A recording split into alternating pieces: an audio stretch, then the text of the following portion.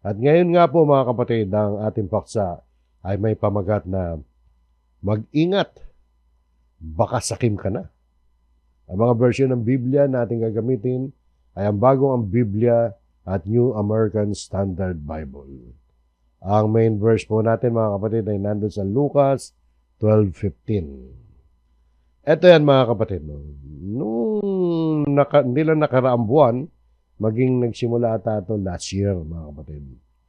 Mainit na usapan sa bansa po natin sa Pilipinas ang issue ng flood control projects na nasangkot sa aligasyon ng korupsyon at maling paggamit ng pondo ang ilang mga matataas na opisyal ng halimbawa ng DPWH, mga direktor, di ba? At mga secretary, USIC, at mga congressman at mga senador. Hindi natin sila hinahatulan sapagkat pabayaan na lang natin naggumulong ang hustisya, pero obvious na nagkaroon ng iskandalo talaga. Nagkaroon talaga ng korupsyon. Ang problema na lang ngayon, paano ipipinpoint ngayon yun? Paano, wala na ang hustisya ron. Nabanggit ko lang yun. Sapagkat, kitang-kita naman natin na merong korupsyon na naganap. Bilyong-bilyong piso ang inilaan para sana sa proteksyon sa mga project para proteksyon sa baha, para sa kaligtasan ng mga tao, di ba? Pero dahil sa naging marupok ang proyekto at ang iba pa ay talagang nasa laula talaga ang proyekto, maraming mga kababayan natin na napahabak, hindi na protektahan ng baha. So nakita nyo yung epekto nun, di ba? At yung mga proyekto para bagang tila mga proyektong papel lamang, matibay. Doon na sa papel matibay. Pero yung flood control mismo, marupok. At ang iba pa nga, ghost project. O kapag ang pondo para sa bayan ay napunta sa bulsa ng iilan, ano ang tawag doon, mga kapatid? Korupsyon, di ba? Katiwalian. Bakit ba may katiwalian? Dahil dito sa paksa natin, mga kapatid, kasakiman, di ba? Kagahaman sa salapi at sa mga material na bagay. Yan ang kasakiman, di ba? At huwag nating isipin, mga kapatid, na ang kasakiman para lang sa mga politiko at sa mga bilyon-bilyon kung magnakaw. Ang kasakiman, mga kapatid, dito sa lesson po natin, ay problema po ng puso. Politiko ka man o hindi. At kung minsan, ang mga mananampalataya nasasabit din dyan sa mga munting kasakiman. Muntin, pero kasakiman pa rin. Kaya pakinggan natin yung babala ng ating Panginoon Kristo dito sa ating main verse sa Lucas 12:15. Sinabi niya sa kanila, mag-ingat kayo at magbantay laban sa lahat ng kasakiman, sapagkat ang buhay ng tao ay wala sa kasaganahan ng kanyang mga ari-arian. So yan ang warning, mga kapatid. At yan po ang ating gugutay-gutahin, bawat parirala niyan. Pero maganda makita muna natin ang konteksto niyan. Sa anong pagkakataon ba na nabanggit ng Panginoon Kristo yan? Yung 12:15. Para malaman natin yan, mga kapatid, basahin natin na unang 2 talata yan. Doon kasi talaga sa verse 12 nagsimula yan. At actually, matatapos yan. Yung sa verse 12, sa verse 13 pala, tapos 14, tapos pasok yung 15. At meron pa sinabi ang Panginoon Kristo pagkatapos yan hanggang verse 21. Iisa yung kanyang paksa tungkol sa kasakiman, sa mga material na bagay, sa lapi, kung ano man yan, ari-arian. So dito muna tayo mga kapatid sa simula ng seksyon na ito, ng bahagi na ito ng Biblia. Sa Lucas 12:13 hanggang 14, may isang tao kasi na lumapit sa Panginoon. Mula sa karamihan, may nagtanong sa kanya o humingi ng tulong. Ano ang hiningi ng tulong noong taong ito? So ito yung context mga kapatid. Konteksto. Sa verse 13 ang sinabi sa kanya ng isa sa maraming tao, Guro, sabihin mo sa akin kapatid, na bahaginan ako ng mana. So may usapin sila tungkol sa mana. Magkapatid, lumalabas. Lumalabas, kasi ang hinihiling nitong taong ito, sabihan yung kanyang kapatid ni Jesus, sabihan ni Jesus yung kanyang kapatid ng taong ito, na bahaginan, ako na mana, sabi diyan. Ibig sabihin, hindi siya binahaginan na mana. Sinolo ng kanyang kapatid yung kanilang mana. Mana yan, marahil sa kanilang mga magulang. No? Sinolo, ano naging sagot ng Panginoon Kristo? Ibig sabihin, naapit ito eh. Ano ang naging tugon ng Panginoon? Ito naging tugon, sumunod na talata. Subalit sinabi niya sa kanya, lalaki, sino ang nagtalaga sa akin upang maging hukom o tagapamahagi sa inyo? O sa halip na ayusin ang hatian ng ari-arian o mana, itinuro ni Jesus yung problema ng puso. Problema po ng puso ito. Mamaya makikita niyo po. Hindi problema ng mana yan. Ang problema ay kasakiman. At ang kasakiman, mga kapatid, ay problema na nagkagaling sa puso. At dito nagsimula yung babala ng ating Panginoon Kristo. Ito na nga, yung main verse po natin. Pag-aralan po natin yan at timahin ang bawat parirala ng talatang ito. Una, sabi rito, unang punto natin, no? Tingnan niyo sa taas. 12:15a. Gusto lang ibahagi sa inyo. Bakit 12:15 tapos may letter A? Ibig sabihin, isang bahagi yan nung gugutay-gutay natin talata. Kasi meron mamaya 12:15b, 12:15c at D. Di ba? Kasi natin yan, parirala by parirala. So 12:15a, sinabi niya sa kanila. Ibig sabihin, sinabi ng Panginoong Jesucristo ito sa kanila. Hindi opinion ng tao yan. Salita ng Diyos yan. Hindi yan motivational na quote. Ito ay warning, babala ng Panginoong Jesucristo. Ang problema rito, mga kapatid, ay lumilitaw, kasakiman. Mamaya makikita po natin. Mga kapatid, minsan ang issue ay lupa, mana, pera, negosyo. Pero ang tunay na problema ay meron kasing sakim. O, tuloy natin. Sa susunod na parirala, sabi rito, mag-ingat kayo. Mag-ingat. Alam nyo, ganyan ang pag-aaral natin dahil gusto natin pigain ang laman ng talata, no? Mag-ingat kayo. Hindi sinabi ni Jesus na iwasan natin. Mag-ingat. Beware. Beware. Pag sinabing beware, ano ibig sabihin yan? Di ba sa mga signboard ng mga gate, beware of dogs. Di ba? Mag-ingat sa aso. Bakit? May panganib eh. Mag-ingat daw tayo. Mag-ingat sa kasakiman to. May panganib. Ang kasakiman ay hindi agad nakikita. Possible na minsan eh. Hindi mo masyadong halata. Hindi ito parang pag nanakaw na obvious na nagnakaw. Nagsisimula madalas ito sa maliliit na bagay. Minsan sasabihin ng tao, konti lang naman eh. Karapatan ko naman ito eh. Sayang yung opportunity. O pakinggan natin yung babala, no? Ng kasulatan tungkol sa puso, mga kapatid. Medyo medyo tricky. Tricky, ibig sabihin parang pag sinabing tricky, yung mapandaya, no? Kaya pinag-iingat tayo. Kasi sa puso nang gagaling, alam yung puso, napakahalaga na maingatan natin ang nilalaman ng ating puso. Sapagkat maraming lumalabas dyan eh. Sabi nga rito sa Kawikaan 4:23, babalikan natin yun, no? Dito muna tayo. Tungkol sa puso. Mag-ingat daw tayo. Ang iyong puso ay buong sikap mong ingatan. So, ingatan daw natin buong sikap. Yung puso natin. Bakit? Sapagkat rito'y dumadaloy ang mga bukal ng buhay. Ano ang pinalalabas niyan, mga kapatid? Ang puso ang pinagmumulan. Dito, sabi rito, mula dyan sa puso, dumadaloy ang bukal ng buhay. Pero yan yung positive, isa negative. May negative ba na lumalabas sa puso natin? Meron mga kapatid. Kasi parang pinapakita lang dyan, nakasalalay ang buhay natin. Doon siya nilalaman ng puso natin. Parang ganun lang.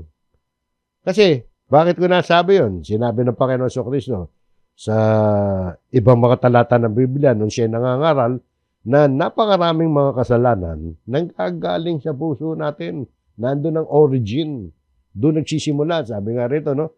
Sa Mateo o Marcos 7:21. Sabi ng Panginoon Kristo, sapagkat mula sa loob, mula sa puso, ng tao.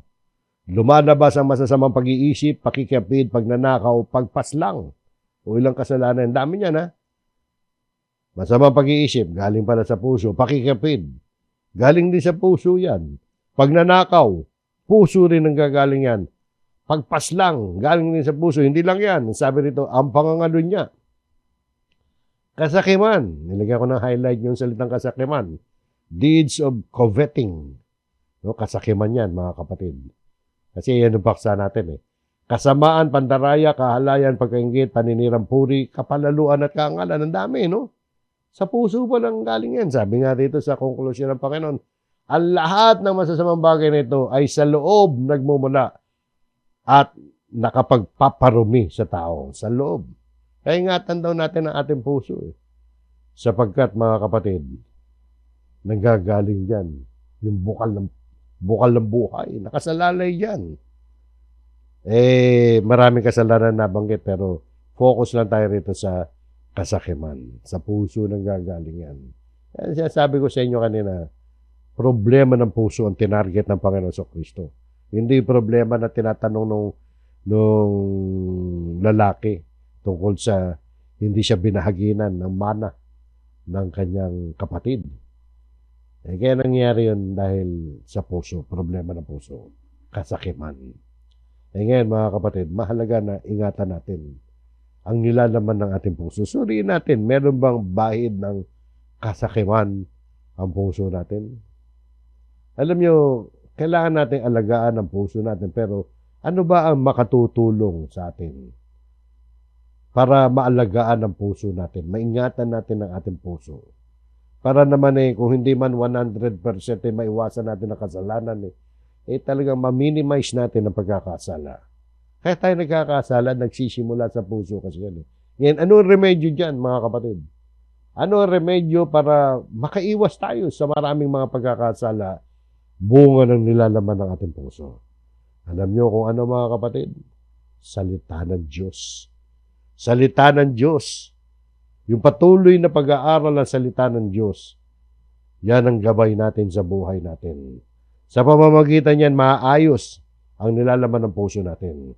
Kapag ang isang kapatid ay tamad, dumalo sa pagtitipon, tamad na makinig ng salita ng Diyos, at mas marami pang absent kaysa sa present pagdating sa pag-aaralan ng salita ng Diyos, mga kapatid, nasa panganib ang ating puso nun na mag-alaga tayo ng pagkakasala.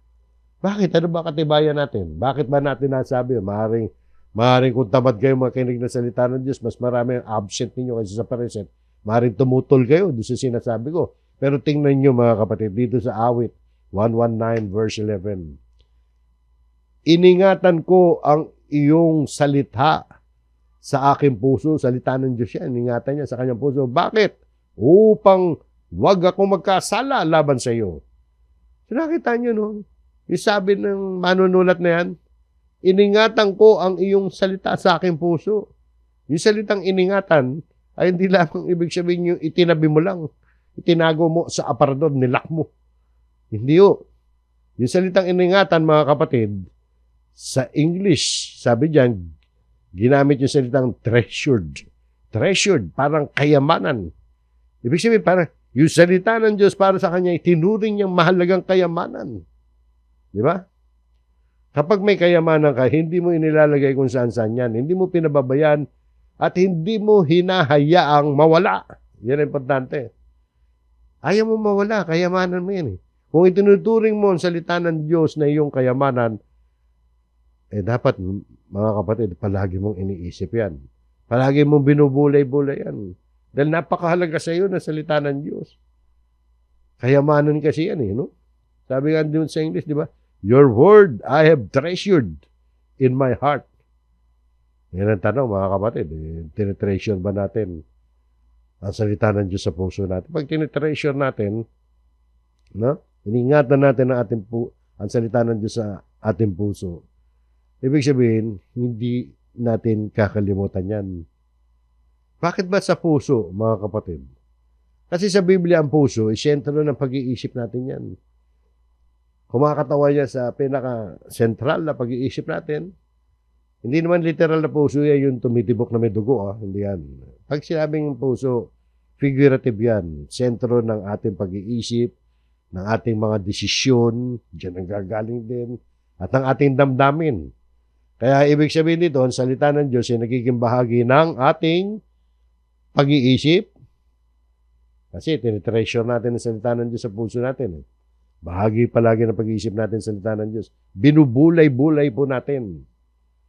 At kapag nagdidesisyon tayo, unang konsiderasyon natin ang salita ng Diyos. At ang damdamin natin, pinipigilan natin, inaayon natin yan sa itinuturo ng salita ng Diyos. Hindi tayo padalos-dalos. At ang salita ng Diyos ay bahagi ng ating buong buhay.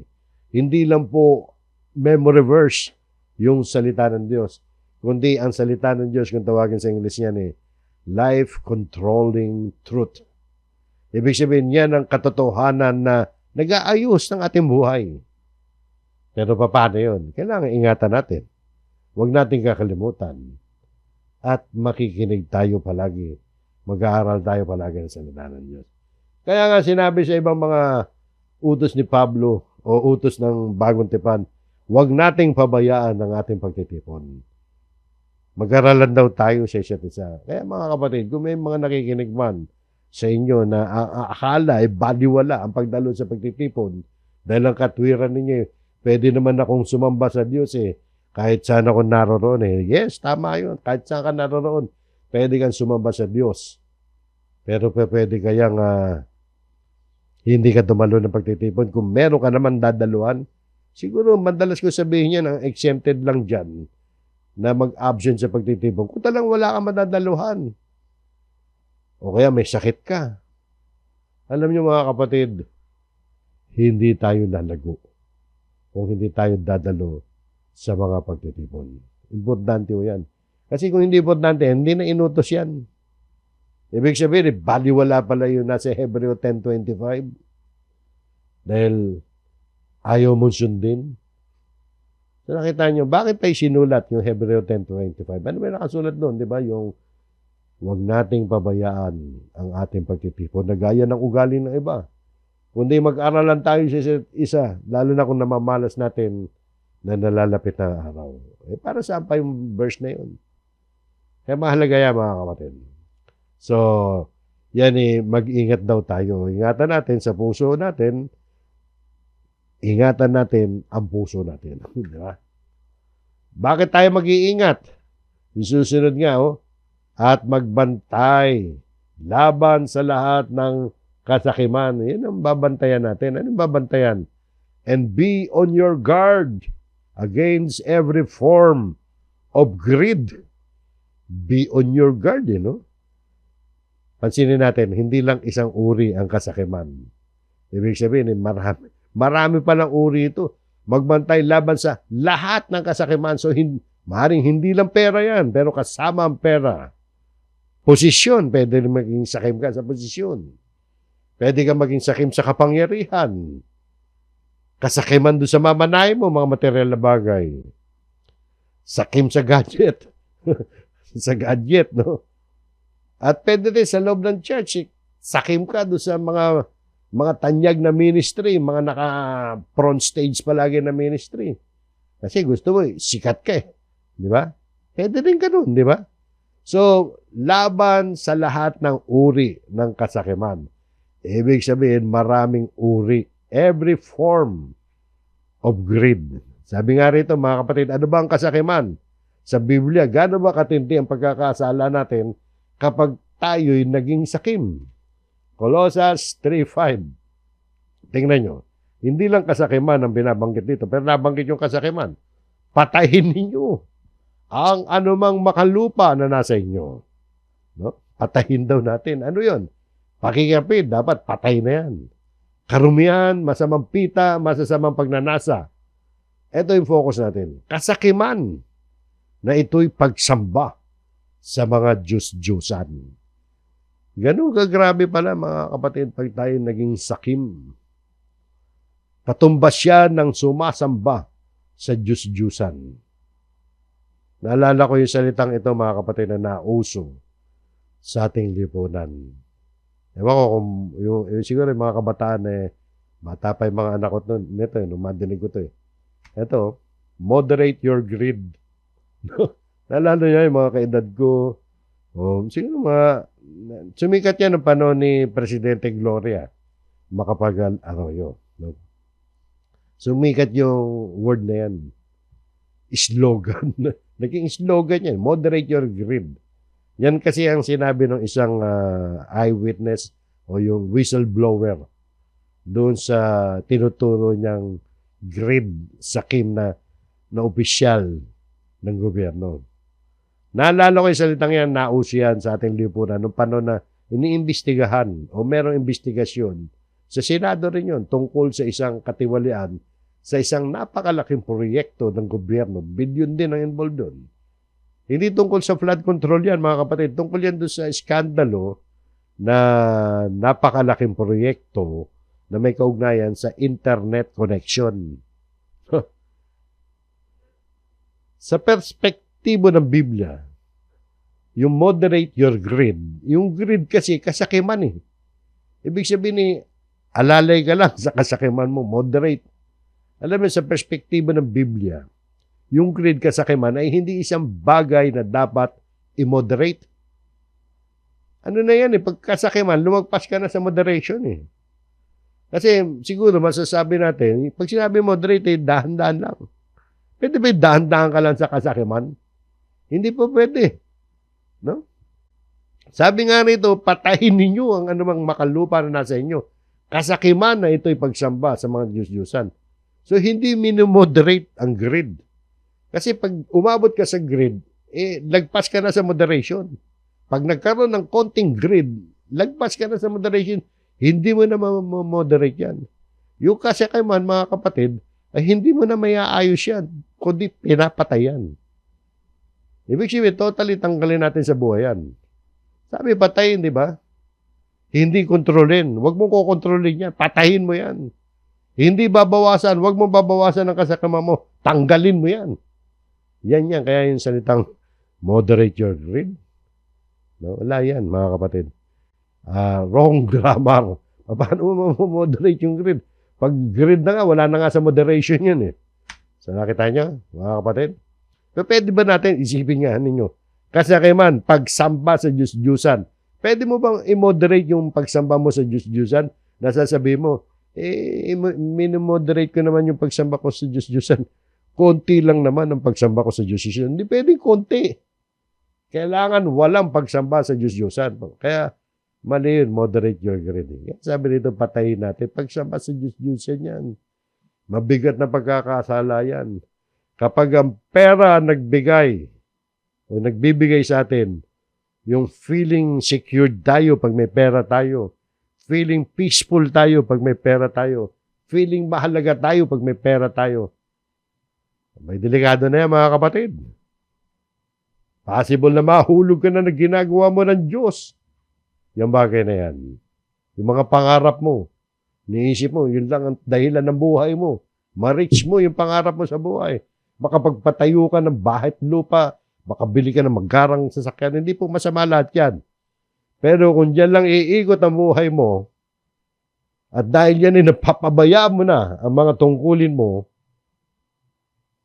mga kapatid, mag-isip-isip tayo. Baka mahulog tayo sa pagsamba sa Diyos-Diyusan. Sabi nga rito, mga kapatid, ni Pablo kay Timoteo. Unang Timoteo 6:10, madalas nyo marinig to, pero gutay-gutay natin. Sapagkat ang pag-ibig sa salapi ay ugat ng lahat ng uri ng kasamaan. So nakita nyo, no? Ugat ng lahat ng uri ng kasamaan. Hindi sinabi ng salapi ang ugat ng kasamaan, kundi yung pag-ibig. Mahal mo ba yung pera mo, mga kapatid? Tumutukoy yan sa lavish na pagnanasa ng pera. Pagkapit ng puso sa kayamanan, di ba? Paggawa ng salapi bilang Diyos o pangunahing layunin ng buhay mo. Wala namang Kristiyanong aamin na sinasamba niya yung pera eh. Yung pagsamba rito sa pera, mga kapatid, yung kasakiman, sasambahin mo halimbawa pera o iniibig mo yung pera, wala ka naman makikita na tiniri ka ng kandila at niluhuran yung pera. Figurative to na may malalim na kahulugan na madali namang unawain. Iniibig mo na yung salapi kapag ikaw talagang hindi na mapakali. Kapag wala kang pera o kaya buong buhay mo, puro pera na lang ang inatupag mo. Mga kapatid, mag-ingat po tayo dyan. Ang salapi mismo, kasangkapan natin yan. Hindi tayo ang ginagamit ng salapi. Tayo ang gumagamit sa salapi. Pero kapag ang naging sentro ng puso natin, nagiging ugat yan ng iba't ibang kasamaan. Ano mga kasamaan na maaaring umugat dyan? Mag-isip tayo. Sapagkat ang pag-ibig sa salapi ay ugat ng lahat ng uri ng kasama. Marami. Nandiyan yung pandaraya. Dahil sa pera, mandaraya ka. Korupsyon, katiwalian. Pagsisinungaling. Dahil lang sa pera. Pagnanakaw, pagpatay, di ba? Pag holdapan, nauwi sa patayan. Nakawan, nauwi sa patayan. Pagkasira ng pamilya, pagkakaibigan, lahat. Kaya sabi rito, lahat ng uri ng kasamaan. Possible na manggaling yan sa pag-ibig mo sa salapi. So yun po mga kapatid. Maring hindi naman literal na 100% lahat lang kasamaan. Pero napakaraming mga kasamaan na kasalanan na manggagaling dyan dahil umiibig ka sa salapi. Kapag ang puso natin ay napaibig sa pera, nagbubukas kasi yan ng maraming pintuan sa maraming anyo ng kasalanan. Tingnan nyo, sapagkat ang pag-ibig sa salapi ay ugat ng lahat ng uri ng kasamaan na ang ilang nagnasa rito ay napalayo sa pananampalataya. Nakita nyo, no? Pag ninasa mo ang salapi, mga kapatid, mapapalayo ka sa pananampalataya. Okay, sinabi niya ilan. So, hindi lahat. O so, sasaba ka na? Hindi nga po pwede. Sapagkat, kumbaga sa statistics, napakataas ng porsyento na dahil sa pag-ibig mo sa salapi, ano mangyayari? Mapapalayo ka sa pananampalataya. Mananamig ka. Yung pagnanasa, tumutukoy yan sa matinding paghahangad. Hindi simpleng pagnanais, kundi pagkahumaling na yan. May mga tao na nagsimula sa pananampalataya, ngunit dahil sa paghabol sa kayamanan, iniwan ang kanilang pagtitiwala at pagsunod sa Diyos. Di ba may mga kapatid na ganun? Na dahil sa pera, iniwan na yung pananampalataya. Unti-unti lang yan. Hindi man agad-agad, hindi overnight. Dahan-dahan. Nagsimula yung busy ako, hindi ako makadalo. No? Kasi priority yung pagkita ng pera. Hanggang sa gradually, nanlalamig na sa pananampalataya. Bakit? Hindi na nakakadalo ng pagtitipon. So, isipin natin yan mga kapatid. Sabi ni Pablo na ang ilang nagnasa rito, napalayo sa pananampalataya. Ano pa nangyari mga kapatid? Bukod sa napalayo sa pananampalataya, naalala ko nga pala, sinabi ng Panginoon sa Kristo, no? Na hindi tayo maaaring maglingkod sa Diyos at kayamanan. Hindi mo pwedeng pagsabahin yan. Sino ba talaga ang pinaglilingkuran mo? Ang Diyos o yung kayamanan? Bakit hindi ka dumadalo sa pagtitipon? Dahil lang sa meron ka naman pagkakataon. Alam nyo, may mga hanap buhay na wala tayong magawa. Na mahirap talaga mag-absent. Talaga mapapa-absent ka sa pagsamba. Pero may mga hanap buhay naman na pwede ka namang mag-leave. Lalo na kung negosyante ka. Kaya mo, hawak mo yung oras mo. Ano ba naman yung iwan mo sandali yung negosyo mo? Dumalo ka sa pagtitipon. Kapatid, sinasabi natin yan dahil para sa kapakanan ninyo. Gawa ninyo ng paraan na makadalo sa pagtitipon. Dahil kung hindi, hindi kayo lalago sa inyong pananampalataya at maaring mapalayo pa kayo sa pananampalataya. At hindi lang yan, kapag tayo umiibig sa salapi, maaring mapalayo tayo sa pananampalataya at ang iba naman dyan ay at tinusok ang kanilang mga sarili ng maraming kalungkutan. Sipin nga ninyo, tutusukin mo yung sarili mo.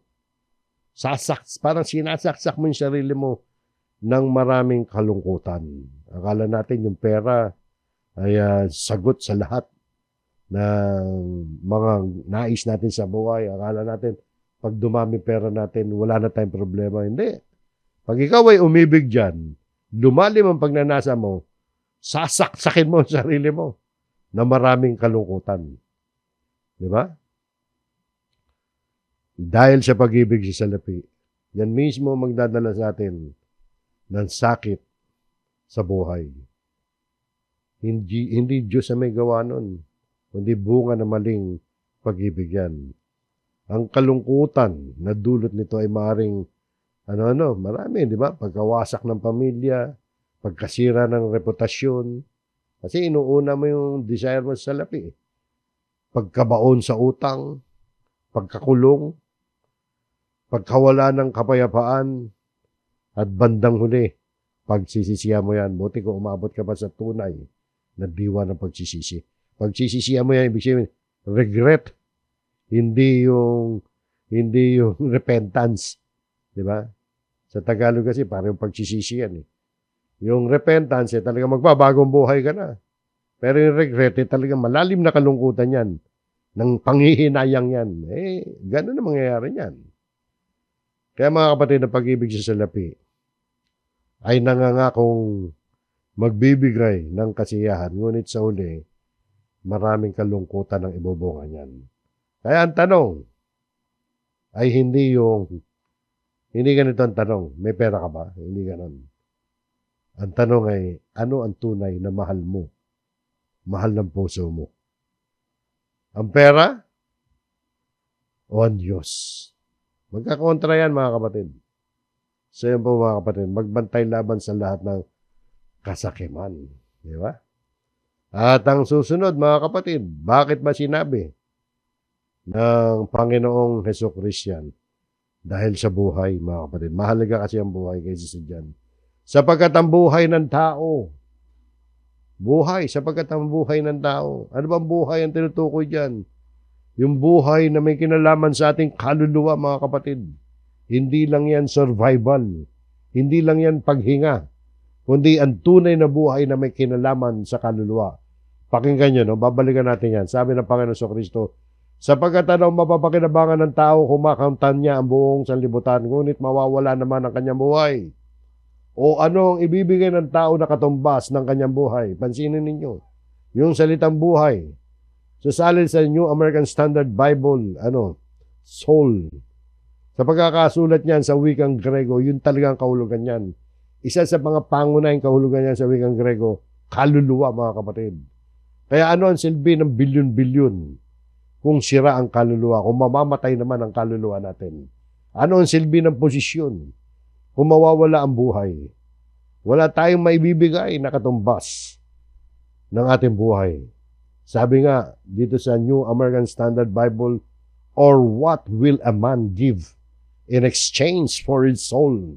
Ibig sabihin, wala. Wala tayong maibibigay. Wala tayong maibibigay na po pwede nating pagtubos ng ating kaluluwa. Kaya buhay yan. Yan ang dahilan kung bakit nagwa-warning ang Panginoon sa Kristo. Mag-ingat kayo at magbantay laban sa lahat ng kasakiman sapagkat ang buhay ng tao, yan ang reason, yan, ang buhay ng tao ay wala sa kasaganahan ng kanyang mga ari-arian. Wala sa kasaganahan ng mga ari-arian. Ibig sabihin, hindi sinusukat ng Diyos ang buhay sa dami ng pag-aari natin. Hindi sinusukat ng Diyos, hindi tinitingnan ng Diyos kung ano ba na-accomplish natin sa buhay. So yun po mga kapatid. Sabi nga rito sa Ecclesiastes, basahin po natin. Siyang umiibig sa salapi ay hindi masisihan sa salapi. O siya mang umiibig sa kayamanan na may pakinabang, ito man ay walang kabuluhan. So nakita niyo mga kapatid, no? Maraming pera, kulang pa rin. Maraming negosyo, kulang pa rin. Maraming project, kulang pa rin. Ang kasakiman mga kapatid ay parang tubig alat yan. Tubig dagat. Habang iniinom mo, lalo ka nauuwaw. At hindi lang mauuwaw, kundi sa katagalan ng pag-inom mo ng tubig dagat, magkakasakit ka na maaari mong ikamatay, mga kapatid. So yan mga kapatid, ang sabi nga rito, ay wala sa kasaganahan ng kanyang mga ari-arian ang buhay ng tao. Ngayon, pagkatapos sabihin ni Jesus na mag-ingat kayo at magbantay laban sa lahat ng kasakiman, immediately pagkatapos yan, sinunod niya. Itong talatang babasahin natin, o yung mga talata, sinundan niya ng kwento tungkol sa isang taong mayaman, talagang yumaman ng masaganang ani. Talagang yumaman siya materially. Ito mga kapatid. So verse 15 yan, sumunod yung talinghaga ng hangal na mayaman. Marami nakakaalam sa inyo nito mga kapatid, alam ko. Sapagkat ito'y popular na popular.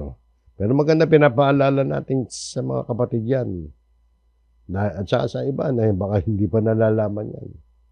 Na dito matututunan natin, huwag naman puro hanap buhay, huwag naman puro pag-iimbak ng pera, pag-iimbak ng investment sa future, huwag naman tungkol sa retirement, retirement. Sipin nyo, alam mo pala magre-retire ka, ibig sabihin alam mo balang araw mamamatay ka rin. At dapat ang pinaghahandaan natin yung mas matagal, yung walang hanggan. Tingnan nyo yung talinghagang ito mga kapatid, sa 12:16 hanggang 21. Babasahin po natin ang buo, dahan-dahan, at hindi na po natin papaliwanag bawat talata. Sa Lucas 12:16, nagsalaysay siya sa kanila ng isang talinghaga. Ang lupain ng taong mayaman ay namunga ng sagana.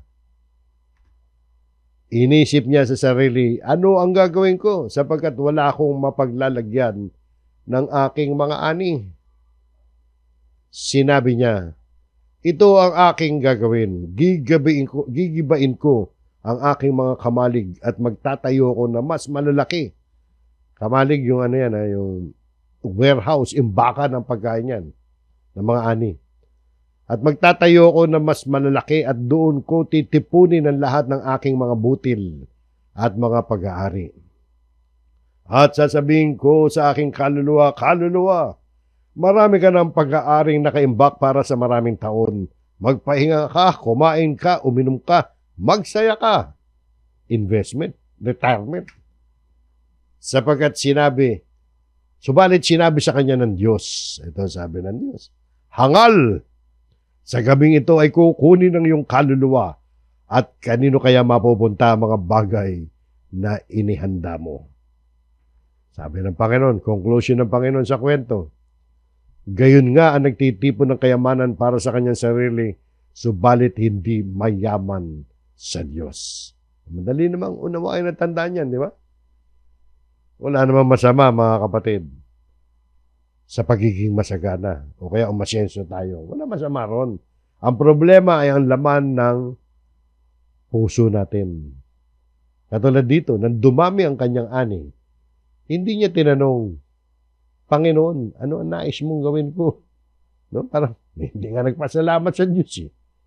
Ang tanong niya, sinabi niya, ano ang gagawin ko? Paulit-ulit. Yung salitang ako at akin. No? Sarili ang sentro. Ano ako at akin? Magtatayo ako ng mas malaki na warehouse. At sasabihin niya sa kaluluwa niya, kaluluwa ko, magpahinga ka. No, magsaya ka. No, parang sounds like retirement na maganda. Isipin nga ninyo mga kapatid. Pero anong sabi?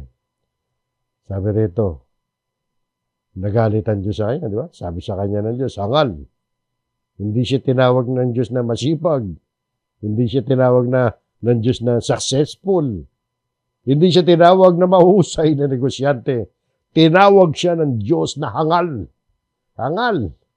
Kasi ang inasikasi niya, kayamanan at seguridad. Mahabang buhay ang inaasahan. Nagplano siya sa mas malaking kamalig. Nagplano siya sa mas komportableng buhay.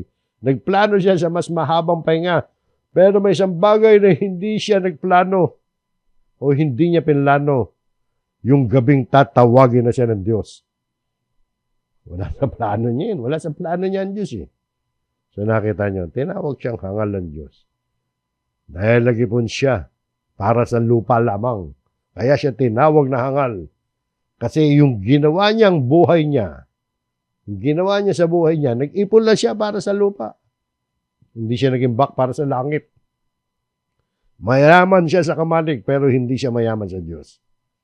Handa ang kanyang bukas, ang kanyang future, ang kanyang retirement, pero hindi handa ang kanyang kaluluwa na humarap sa Diyos. At doon tapos yung kwento. Mabigat po yan, mga kapatid. No? Ano na din sa panahon natin ngayon. Mas sinatupag natin yung mga bata pa, retirement nila, ano gagawin nila pag tumanda sila. Okay lang yon magplano. Pero dapat, sa lahat ng mga plano natin sa buhay, number 1 ang Diyos ang ating paglilingkod at gagawin natin ang paglilingkod natin ngayon. Hindi yung pagtanda mo lang, katulad nito. Katulad nito, hindi pa siya umabot sa retirement. Kinuha na siya ng Diyos. Kaya nga ang tanong, di ba kanina? Kanino kaya mapupunta yung kanyang mga naipon? Wala. Wala siyang mapapakinabangan doon. Siguro, yung mga naiwan niya, maaaring pag-awayan pa ng mga kamag-anak niya. So yun po mga kapatid, ang ating aralin. Nawa mga kapatid, isipin natin ang isang bagay na ito na bago tayo humantong sa huling hantungan natin, may handa natin ang lahat sa buhay po natin. So yun dyan mga kapatid, maraming salamat. Mag-ingat po tayo sa kasakiman. Baka naman hindi natin namamalayan, sakim na rin tayo. Hindi nga na masyadong halata. So tayo po'y muli manalangin. Pagpalain kayo ng Panginoon.